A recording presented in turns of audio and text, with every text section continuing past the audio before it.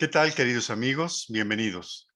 Que la alegría del Evangelio esté con ustedes y sus seres queridos. Los partidos de izquierda están siendo una aplanadora en toda América Latina. A fines de 2022, el 72% de los países de la región serán gobernados por gobiernos de izquierda.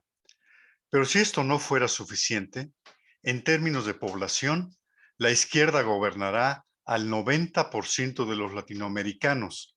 Sí, escucharon bien, 90% de los latinoamericanos, más de 600 millones de almas, de ellos 60% católicos y 23% cristianos no católicos. Esto significa que un subcontinente con más del 80% de personas con valores de inspiración cristiana tendrá gobiernos socialistas de distintos tonos de rojo, desde el comunismo recalcitrante de Cuba, las dictaduras de Venezuela y Nicaragua, hasta los socialismos bananeros como el mexicano.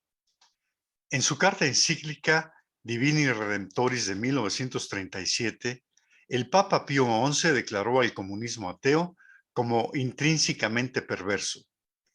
La lucha entre el bien y el mal, dice el Papa, quedó en el mundo como triste herencia del pecado original y el antiguo tentador no ha cesado jamás de engañar a la humanidad con promesas falaces. El comunismo, continúa Pío XI, pretende derrumbar radicalmente el orden social y socavar los fundamentos mismos de la civilización cristiana. Algunos podríamos pensar, bueno, pero eso ya desapareció tras la caída del muro de Berlín, y tendríamos razón parcialmente. Los métodos bárbaros de los países detrás de la cortina de hierro han quedado atrás, con algunas excepciones como Corea del Norte y Cuba. Pero esto significa un cambio de método, no de ideas o propósitos. Las ideologías colectivistas han resurgido en América Latina con nuevos bríos a partir del desarrollo de la estrategia del socialismo del siglo XXI. Bajo este modelo, se elimina la búsqueda del poder a través de una revolución armada y se sustituye por la participación por la vía electoral, enarbolando las banderas sociales legítimas como la desigualdad, la inseguridad, la corrupción, la salud y la educación. Tras tomar el poder por la vía democrática, establecen un gobierno populista, es decir, un gobierno demagógico al servicio de un proyecto personal para perpetuarse en el poder.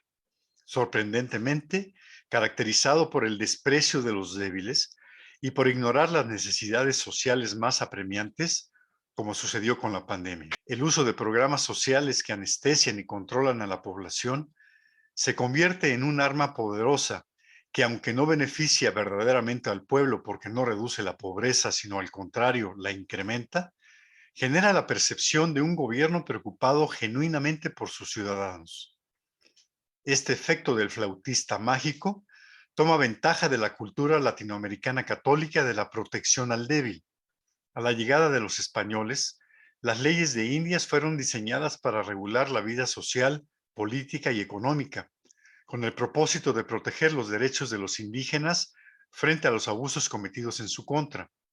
Esto permitió integrar a los aborígenes a la vida social, económica y religiosa como hijos de Dios.